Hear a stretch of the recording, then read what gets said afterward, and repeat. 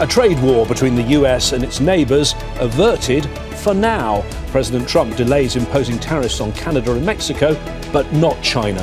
Why is he pushing for the levies, and at whose expense? Can Washington afford to alienate its biggest trade partners? This is Inside Story.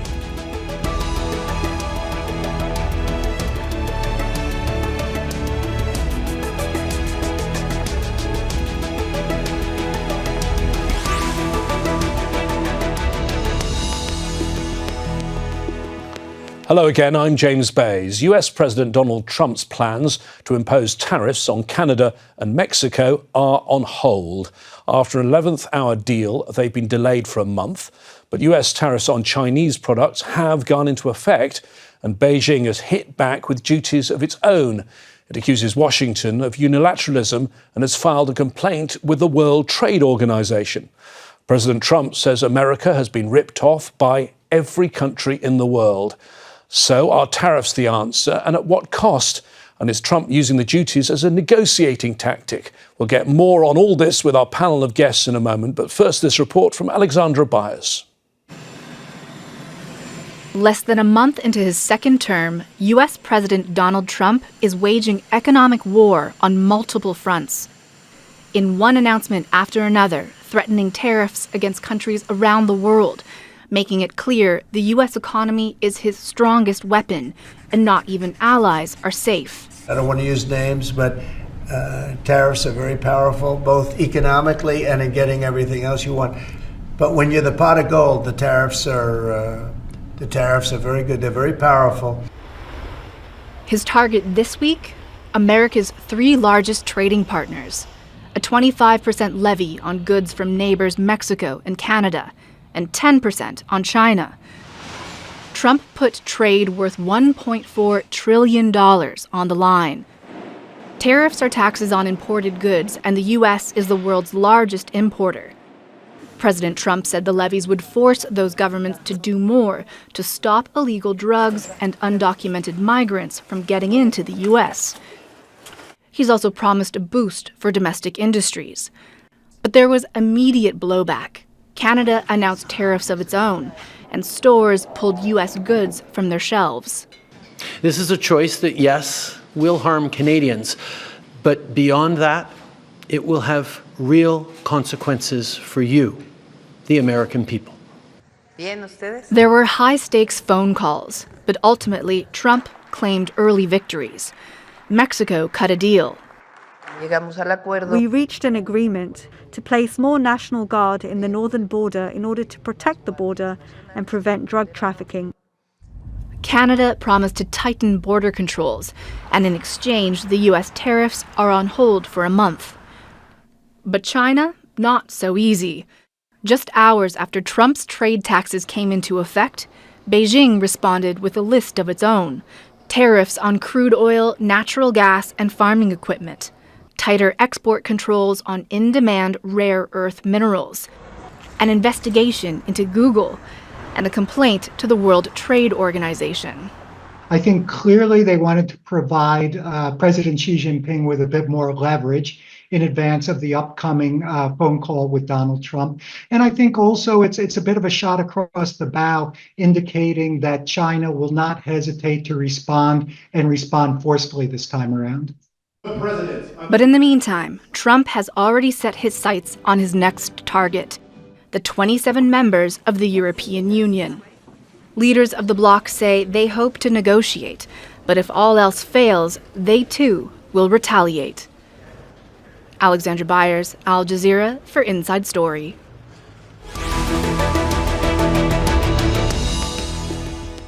Well, let's discuss all of this in more detail with our guests today. And we have from Geneva, Dmitry Grozoubinski, the director of ExplainTrade, a trade policy and negotiations consultancy, and a former delegate for Australia at the World Trade Organization. In London, Greg Swenson, founding partner of the investment banking firm Brigg Macadam. He's also the chairman of Republicans Overseas UK. And in Halifax, Canada, Gavin Fridell, a professor of political science and global development studies at St Mary's University. He's the co-author also of Rethinking Development Politics. Thank you, gentlemen, for joining us on today's Inside Story programme. We've seen a fast-moving timeline of action and reaction in recent hours. I want to come to that in a moment, Greg, but first I'd like you to take us back a bit. This is something that Donald Trump campaigned on when he was elected in November. You support his policies. So explain to us, what is he trying to achieve with these tariffs?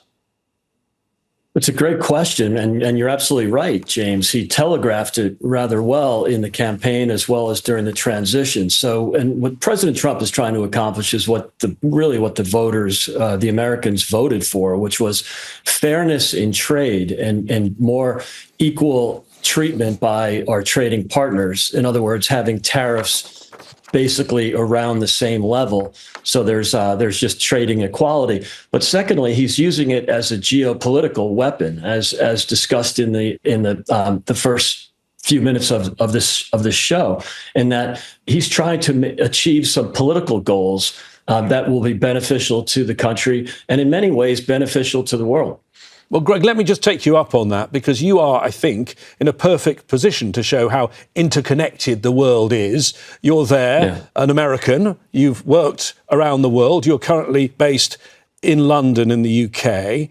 Just a few years ago, Republicans used to talk about the benefits of capitalism, globalization and free trade. What's changed? Yeah, absolutely. And the party has changed. And I think the orthodoxy in the Republican Party was always free trade. But I think what President Trump has done rather well is explain that it's not free and fair trade. It's in many cases managed by multilateral institutions. I think the president prefers bilateral trade deals for that reason. And so I think it was, in many ways, a wake-up call to Republicans that things aren't really free and fair. You've got a $300 billion trade deficit with China from the U.S. You have a $230 billion trade deficit with the EU. So some of those things are distortions in the global trading system. And then perhaps more importantly is, looking at the rules, looking at the tariffs. The Germans have a tariff on American cars that's 4 times what the tariff is on German cars, for example. But also, as I mentioned, the geopolitical issues. And to a certain degree, the Americans are financing much of the West in terms of, obviously, in defense and security, but also as well in these trade surpluses that are enjoyed by the EU and by China. And in the case yesterday of Mexico and Canada, the UK is a little different because there is a bit of a trade surplus in the UK, but it's very small. So I think that's a different situation for the UK. But generally speaking, with the biggest trading partners, the surpluses are great, and that makes them more vulnerable to tariffs, which is why Canada and Mexico flipped so quickly yesterday. Dmitry, your organisation is called ExplainTrade. I'd like you to do that for us. What are tariffs? Are they a good idea? And what effect would they have on the US economy if Donald Trump went ahead with this? Sure. So tariffs are, as your introduction said, a tax on importing things. If you want to bring in a product from overseas, sometimes a government will charge you a percentage of that product's value, as you can think of it as a little bit of like a patriotism tax to say you could have bought this locally, but you chose to bring it in from overseas. And so we will charge you a tax for doing that. They're a tax in many ways like any other. They incentivize some behavior and disincentivize other behavior. So they disincentivize bringing in things from abroad and running supply chains that cross borders. So making a little part of your product in one country and then bringing it back home and then maybe sending it overseas again. And they raise a bit of money for the Treasury. In modern economies, it's not a big part of the total Treasury, but it is some of it. In terms of whether they are good or not, they can be considered on their merit. So the tariffs against Mexico and Canada, had they gone into effect, would have raised prices for American consumers, and they would have, I think, disrupted some of those supply chains that have been built around the idea that that border is fairly easy to cross with no tariffs. So that would have been disrupted. That would have been the cost. But there would have been some money raised, and there would have been, as Greg was saying, some benefits in terms of political pressure applied on Canada and Mexico. It's a policy like any other. Gavin, the tariffs that were going to go into effect on Mexico and Canada were 25%, whereas China just 10%. What's the view there in Canada? These are, you are the closest ally to the United States. Put the economics to one side for the moment. Just what do people feel about this? And even the fact that President Trump has been taunting Canada that perhaps it should become the 51st state. Yeah, I mean, I think Canadians were pretty devastated these last couple of weeks leading up to this. We are a weaker trading partner versus the U.S. We're very dependent on the U.S. economy. We're very integrated into the U.S. economy. We've been close partners for decades. A lot of the official story here doesn't really track for Canada. Canada is not a major source of legal immigration. We're not a major source of illegal drugs. I think in terms of fentanyl, Canada accounts for 0.2% of the fentanyl that crosses the U.S. border. None of it really made much sense. Canada's been willing to work with the U.S. on these issues. 2 months ago, they offered $1.3 billion to toughen up the border control. It's all been a bit surreal. The Canadian economy's been on the line, hundreds of thousands of jobs at stake. And I think Canadians were shocked by the way this has played out. Relieved that we got a temporary reprieve yesterday. And I think a lot of what's being laid on the table doesn't really cover all what's going on, because it's not just a strictly rational policy. Sometimes Canadians don't even understand what they're being asked for from one week to the next. Trump mentioned banking yesterday. Things just keep being thrown on the table, and no one's really clear how we're supposed to respond. But I would argue that Canada is willing to continue to be a good partner with the U.S., and many Canadians don't understand why any of this happened in the first place. Gavin, if you are the world's largest economy, the US is the world's largest economy, wouldn't a world of totally free trade be the thing you want to keep growing that economy? Well, I think that always depends on the conditions you're in. I think North America in general has been losing competitiveness to Asia and to other economies. And I think that's been why over the last 10 years, in 15 years, there's been this sense that we need a stronger North America, Canada, US, and Mexico to compete with Asia. So it's true that in certain ways, the US is less competitive today against China, for example, than they were in the past. It's certainly not true that Mexico and Canada are some sort of threat to that competitiveness. You could make an argument that the US has wanted to attract more investment into the US by creating a kind of chaos in Canada and Mexico so that investors are wary. But even then, it becomes complicated. I'll give you an example. Canadian investors invest far more money in the US economy every year than American investors invest in Canada. So the US is a very strong economy, and they have lots of great potential. And I think in a way, there's a kind of performance around these tariff wars that don't always add up to strict geostrategic goals. It's about projecting American power. Trump wants to make deals. He wants to show his base. He can extract concessions from weaker partners. And I think sometimes that political show is as important as any particular economic or strategic logic. Greg, there are many who are comparing what Trump did in his first term to now, and they say that there were people around him first time around that were stopping him taking rash action, and many argue that this time there are not the guardrails and the grown-ups around him this time. Is he running the US the way he used to run the Trump empire, very impulsively and aggressively? And is this not going to be damaging to enduring alliances that depend on trust?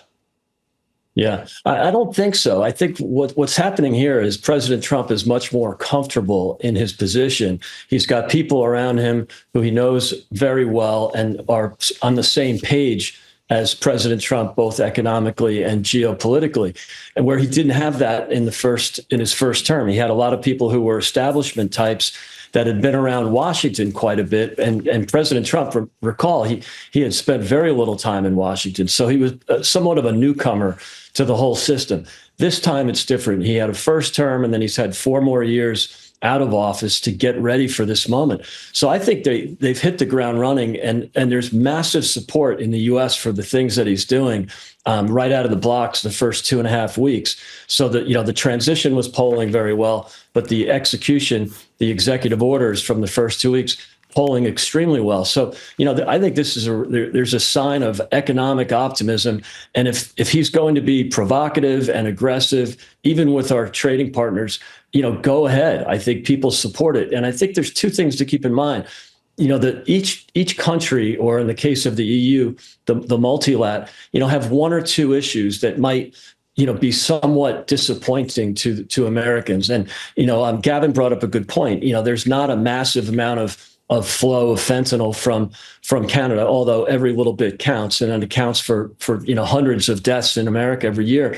But that's probably not the top issue. I don't think, yes, there are, terrorists, people on the terrorist list coming through from Canada. That's about 1,200 that were apprehended last year versus only 700 in Mexico. But I think the big issue in Canada is the 1% of defense spending, the 1% of GDP spent by Canada on defense. That's, obviously way below the NATO, the North American Treaty Organization level of that's required, the minimum level of 2% of GDP. Whereas with Mexico, it's more the open border and the fentanyl, the drug that's poisoning many Americans, about 80,000 per year. That's a much bigger issue than really any kind of economic challenges. And then, of course, with the EU, they have the same problem. The European Union's only spending, slightly less than 2% on average. But most importantly, Germany and France are well below their targets. And I think that's disappointing to President Trump and to many in the administration. Of course, President Trump is objecting to the current trade arrangements with Canada and Mexico. They are based on something called the United States-Mexico-Canada Agreement, which at the time was described as a historic achievement, the gold standard of trade agreements, signed on January the 29th, 2020, Dmitry, signed by President Donald J. Trump. That's absolutely right. And I think, without being pejorative about it, President Trump is a leader who very clearly lives in the moment in some ways. He does not believe necessarily that treaties the US has committed to, including ones he has signed himself, need be binding on him in perpetuity, no matter what the letter of them says. And that is a trade-off he makes. The trade-off is he has more flexibility to govern, to make threats as he's currently doing. On the flip side of that, it means that the word of the US as a negotiating partner with whom you can make long-term deals cannot be trusted as much. And for investors, it means when they are looking at where to position supply chain components, where to build their factories, one of the things they have to keep in mind is just because the US says that those factories will be able to get the components they need, or you will be able to sell into them, and just because they've written that down on a piece of paper with the president's signature at the bottom, doesn't mean it will still be true a week, a month, a year from now. It is a choice he's making, and that choice has consequences.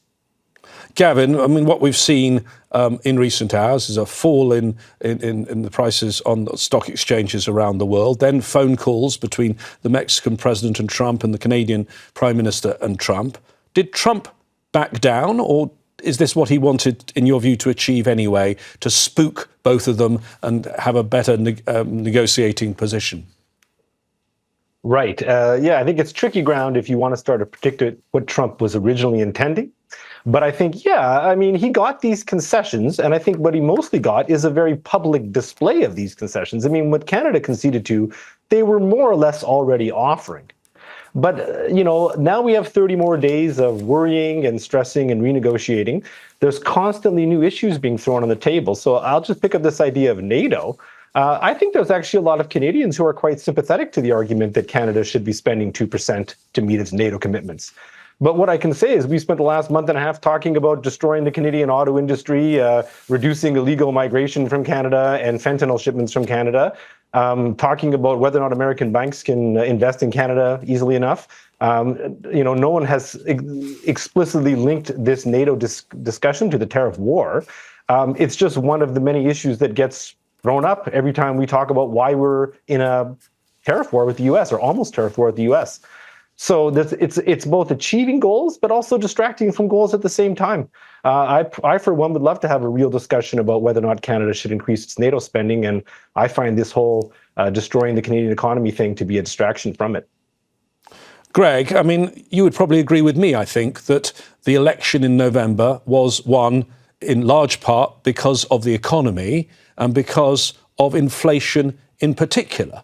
I've just come back last couple of days from the US, where there's a big uproar right now about the price of eggs. Nothing to do with this, it's to do with bird flu. But is Trump playing with fire here? If this goes ahead and there are price rises in the US and his poll ratings then drop? Yeah, there's a slight risk of that. And I think the president acknowledged that over the weekend when he said that people are probably going, will be willing to pay a little more. And I think that's one of the issues that was the other issue that was of utmost importance in the election was the open border and the effects of that open border. And so I think the way the voters look at it is I'm happy to pay a little bit more for my Mexican coffee beans, especially if there's fewer criminals living in my neighborhood. And there were so many of the initial deportation flights were not just illegal migrants, but illegal migrants with other criminal records. And so I think a lot of people look at the threat of these tariffs as something they're willing to live with, the risk of slight inflation. And then the other point is, in the first term, Trump put tariffs on $300 billion or so dollars worth of products from China. There was no meaningful increase in inflation or an increase in those prices. What's most important for managing inflation, and one of the reasons he won the election, is the Biden administration had absolutely reckless spending that caused the inflation. And then, of course, hostility to the private sector. So Trump in the first term, and you'll see it again in the second term, is going to be really deliberate about deregulation. So tax reform and deregulation, that's what keeps inflation down. Could tariffs have an effect on it? Possibly, but I think they will be minor compared to the deregulation and tax reform campaign. Dmitry, Greg mentions the tariffs on China in the first term. Of course, as we've said, deferred on Canada and Mexico now for 30 days. But China's going ahead, and China is retaliating with its own tariffs of 10 to 15%. How damaging is this? So the first Chinese counterpunch seems much more like a shot across the bow than any attempt to do sort of significant lasting damage to the US economy. In the same way that the 10% tariffs the US has just levied on China were also not a haymaker punch, but more of a sort of opening jab. 10% is not going to be hugely economically determinative for any kind of trade. That's the sort of fluctuations you get with currencies anyway, but it's an opening salvo. The Chinese counterpunch was more about saying, hey, look, we have options to hurt you. And I think one thing that it's very important that your viewers understand about any kind of trade war situation is that even if you can hurt your competitor more than they can hurt you, that doesn't help the people in your country being hurt. So if Dmitry, you are a US... Can I add something into this? Because I'd like you to explain this as an expert on trade. It sounds like a bit of jargon, but I'm told it's important. The de minimis exception, which could actually be quite important, could it not? This is to do with internet shopping, people buying things, particularly buying things from China. And a lot of people in the US buy a lot of goods that ultimately come from China. Absolutely. And this is a complicated issue that I'll try to make as simple as possible. Please. Normally, when you ship goods across borders, there is a lot of paperwork to do, and there are tariffs to pay in many cases. However, one thing that the US and a lot of other countries have is what's called a de minimis threshold, which basically says that if your package, what's in it is under a certain value, you can skip all of that. The idea is that if you send a box of cookies to your mother in the US, you shouldn't have to fill in an entire import declaration, calculate what tariff code those cookies fall under, and so on. It's to facilitate that kind of trade. However, that system was never designed for the way that shopping works now and for companies like Amazon, Shein, or Temu that throw millions of small packages all under that de minimis threshold at the borders of every country every day. It's a completely different way of conducting trade. It's no longer a giant container ship for one company's stock full of just washing machines for Walmart. It's now a million different people's small package purchases. So one of the things the US is doing alongside raising these tariffs is getting rid of that de minimis threshold. It is basically saying to the likes of Shein, Temu, and Amazon that if you want to send any kind of package to a buyer in the US, that package, no matter how small, will now have to pay the tariffs if it's due for tariffs, report exactly what's in it, and be subject to some additional regulations the way that larger parties would before. Thank you very much for explaining that, Dmitry, because I think that could be quite an important point. Gavin, given the experience of Canada, Trump is now saying, hang on, Europe, your tariffs are coming soon. How should the European Union, do you think, play this one? Well, I think the European Union should brace themselves for a very similar scenario. And if they were to follow a model, I think that would probably be Claudia Sheinbaum in Mexico, I think handled the negotiations well from the beginning.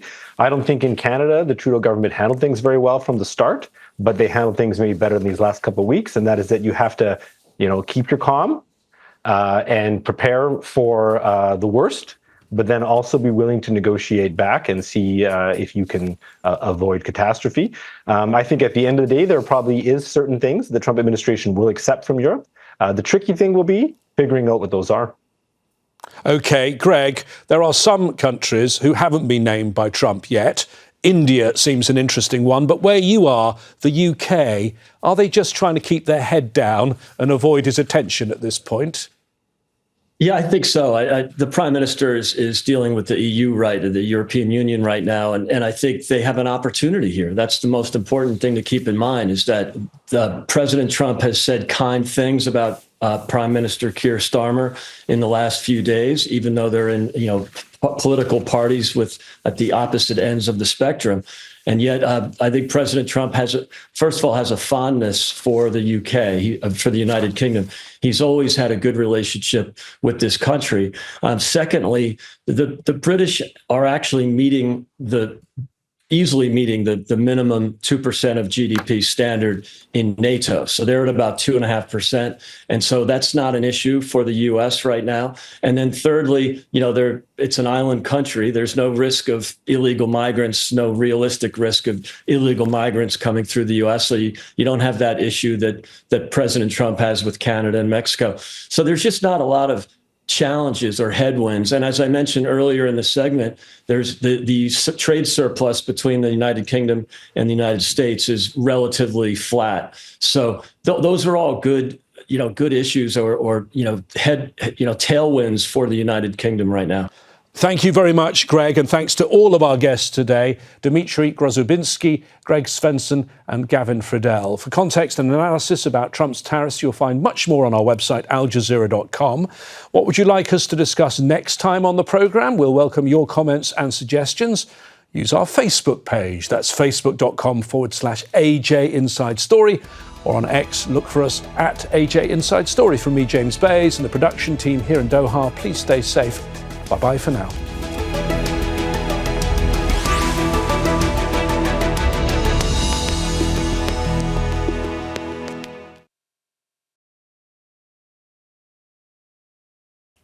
Make sure to subscribe to our channel to get the latest news from Al Jazeera.